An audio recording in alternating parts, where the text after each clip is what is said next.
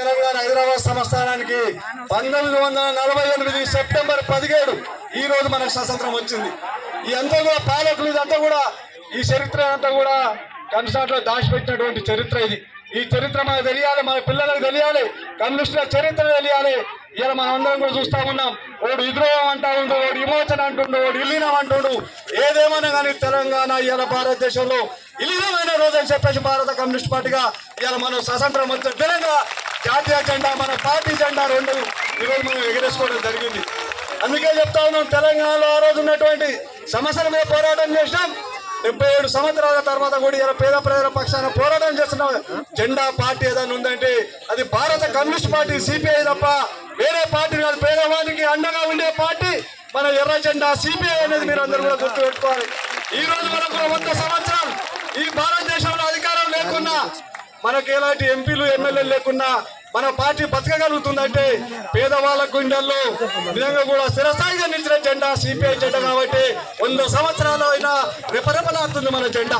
అందుకే ఈ జెండాకున్న పవర్ అది. మీకు అందరూ కూడా తెలిసి భూ పోరాటం నిర్వహిస్తా ఉన్నాం. ఈ భూ పోరాటం మనం దేని గురించి నిర్వహిస్తా ఉన్నాం? పేదవాళ్ళ ఇళ్ళ కిరాయిలు కట్టలేరు. నిజంగా కూడా రెక్కాడితే డొక్క నిండినటువంటి పేదవాళ్ళు ఈ హైదరాబాద్ లో ఇళ్ళ కిరాయిలు కట్టలేరు అని చెప్పేసి మనం జనవరి 22, 2023లో మనం భూ పోరాటం చేసినాం. ఇక్కడ పేదవాళ్ళందరినీ కూడా మీరు గుర్తులు వేసుకోమని చెప్పినాం.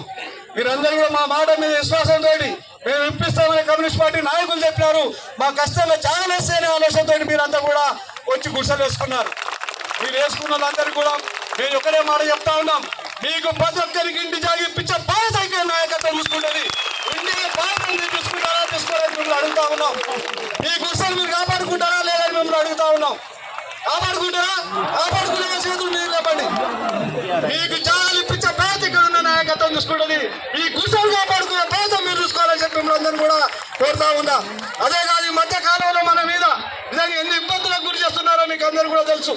మమ్మల్ని చేసి నన్ను కానీ రవిచారని నన్ను చెల్లబెట్టి ఈ గుర్తులు కాల్ చేయాలని కుట్రలతో మా మీద కేసులు పెట్టడం జరిగింది. మీకు అందరూ కూడా విజ్ఞప్తి చేస్తా ఉన్నాం, అంతే రాజకీయాలు చేసే చరిత్ర మాది కాదు.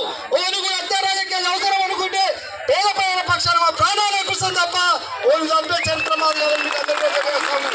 కానీ కావాలని కుట్రతోటి కేసులు ఎరికించి మమ్మల్ని జైల్లో పంపాలని ఆలోచన చేసినారు.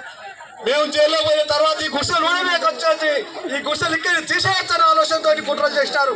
ఏదేమైనా పోలీసు వ్యవస్థ నిజంగా చెప్తా ఉన్నా, పోలీసు వాళ్ళకి అభినందనలు తెలియజేస్తా ఉన్నా. నిజంగా వాళ్ళు మొత్తం టోటల్ ఎంక్వైరీ చేసి నిజంగా రవీంద్రచారికి, యాదరెడ్డికి అత్తతో ఎలాంటి సంబంధం లేదని చెప్పినా ఈ రోజు వరకు కూడా కుట్రలు చేస్తా ఉన్నారు. ఈ రోజు వరకు కుట్రలు జరుగుతా ఉన్నాయి. కొంతమంది దొంగలు కుట్రలు చేస్తా ఉన్నారు.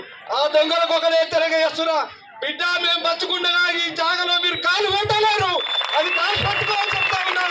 మేము బతికిన తర్వాత మీ ఆటలు తాగుతాం తప్ప మేము బతుకున్నంత రోజు మీకు ఈ ఆటలు తాగమని చెప్పేసి హెచ్చరిక చేస్తా ఉన్నాం. నిజంగా పేద ప్రజల గురించి ప్రాణాలు వేయడానికి కూడా సిద్ధంగా ఉన్నటువంటి నాయకత్వం ఇక్కడ ఉంది. కానీ కావాలని కుట్రలతోటి మేము ఏదో 13 కోట్లు తీసుకున్నామంటే ఇక్కడ భూస్వామి దగ్గర, మీ గుర్సెల దగ్గర ఒక్కొక్క గుర్సె దగ్గర 40,000 రూపాయలు మేము తీసుకుంటున్నామని చెప్పేసి తప్పుడు ఆరోపణలు చేసి మా మీద ఇవాళ రాష్ట్ర పార్టీకి ఒక 4 పేజీల లెటర్ ఇచ్చినటువంటి దొంగలను ఏమనాలి, తరిమి కొట్టాలని అవుతాను మేము అడుగుతా ఉన్నా. ఇలాంటి దొంగలు బుద్ధి చెప్పాలని అవుతాను అడుగుతా ఉన్నా. నిజంగా మేము తప్పు చేస్తే మేము ముక్కు నెలకు రాస్తామని చెప్తా ఉన్నాం. మీ దగ్గర 10 రూపాయలు తీసుకున్న చరిత్ర మాది ఉందని అడుగుతా ఉన్నా. వేదిక నుంచి అడుగుతా ఉన్నా. ఎవరైతే హత్య చేసిండో, ఎవరైతే హత్య కాబట్టాడో వాళ్ళు డబ్బులు వసూలు చేసుకుంటున్నారు తప్ప మేము 1 దగ్గర రూపాయలు తీసుకోలేదు. మేము ఒకటే కోరుకున్నాం, ఈ పేదవాళ్ళందరూ కూడా అడ్డదండలు మాకు ఉంటే, వీళ్ళ ఆశీర్వాదాలు ఉంటే మేము ఎప్పుడు కూడా స్థిరసాగుంటే వీళ్ళందరూ కూడా ఇలా చాలా ఇప్పించాలని ఆలోచనతో పోరాటం చేస్తున్నాం తప్ప డబ్బుల కోసం కాదు.